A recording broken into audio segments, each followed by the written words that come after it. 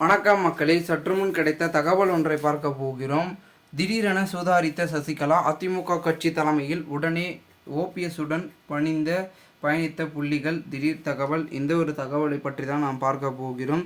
தகவலை பார்ப்பதற்கு முன்னதாக நீங்கள் நம்மளுடைய சேனலுக்கு புதிய பார்வையாளர்களாக இருந்தீர்கள் என்றால் மறக்காமல் நம்மளுடைய சேனலை சப்ஸ்கிரைப் செய்து வைத்துக் கொள்ளுங்கள் மக்களே.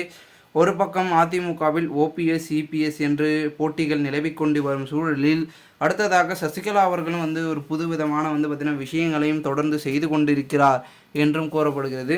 அந்த ஒரு கட்டத்தில் தற்பொழுது சசிகலா அவர்களுடைய முடிவு எங்கே அப்படின்னு பார்த்தீங்கன்னா, தற்சமயம் வரைக்கும் பெரும் விதத்தில் இருக்கக்கூடிய சசிகலா அவர்கள் தற்பொழுது அனைவரையும் ஒன்றிணைப்பேன் அப்படின்ற ஒரு கோஷங்களை இட்டு அவங்க ஒரு பக்கம் பிளானை போட்டுருக்காங்க. காரணம் என்னவென்றால், தற்பொழுது வாக்கு பார்த்திங்கன்னா பதிவு செய்துட்டு அதன் பிறகு ஒன்று சொல்லியிருந்தாங்க. என்ன சொல்லியிருந்தாங்கன்னா, அதாவது எங்களில் ஒருவர் திருந்த போகிறார், இந்த ஒரு தேர்தல் முடிவுக்கு பிறகு ஜூன் 4ஆம் தேதி பிறகு அனைத்தும் மாறும் அப்படின்னு பார்த்திங்கன்னா சைலண்டாக சம்பவத்தை எடப்பாடி மீது செய்துவிட்டு சென்றார் சசிகலா அவர்கள். இதன் பிறகு ஓபிஎஸும் பார்த்திங்கன்னா ஓபிஎஸ்ஸுடன் இணைந்து பயணித்து கொண்டிருக்கிறார் சசிகலா. இந்த ஒரு சூழலில் எடப்பாடி பழனிசாமியை பார்த்திங்கன்னா சொல்லியிருக்கிறதன் காரணமாக எடப்பாடி பழனிசாமி மீண்டும் சசிகலா, ஓபிஎஸ், டிடிவி தினகரன் அவர்களை அழைப்பு விடுப்பாரா அதிமுகவில் இணைப்பதற்கு, இல்லை இவர்களாகவே அதிமுகவின் தலைமையை கைப்பற்ற பலவிதமான விஷயங்களை செய்ய போகிறார்களா என்ற பேச்சுக்களும் அரசியல் வட்டாரங்களில் ஒலித்து கொண்டிருக்கிறது. இந்த ஒரு சூழலின் அடிப்படையில் அடுத்த கட்டமாக என்ன செய்ய போகிறார்கள் என்று ஒரு பக்கம் இருந்து கொண்டிருந்தாலும் அதிமுகவின் நிலைமை மிகவும் மோசமாக போய்கொண்டிருக்கிறது என்று ஓபிஎஸ் தரப்பில் சொல்லிக் கொண்டிருக்கிறார்கள்.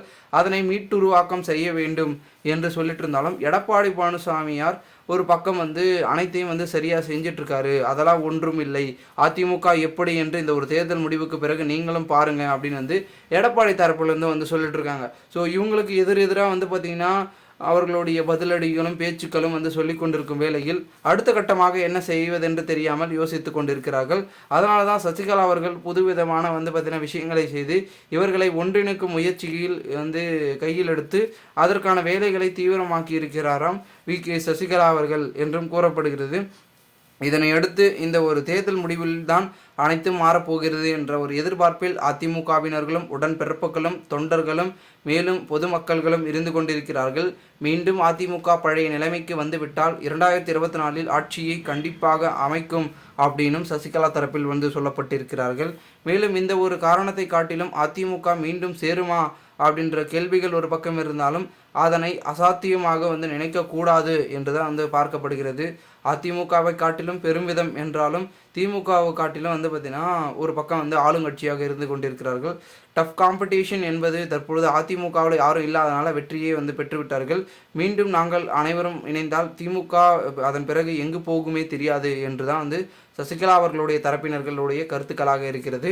பொறுத்திருந்து பார்க்கலாம் என்ன நடக்கிறது என்பதை. மேலும் இது போன்று நீங்கள் அரசியல் சார்ந்த நிகழ்வுகளாம் தினசரி தெரிந்து கொள்ள நம்மளுடைய சேனலை சப்ஸ்கிரைப் செய்து வைத்துக் கொள்ளுங்கள். நன்றி.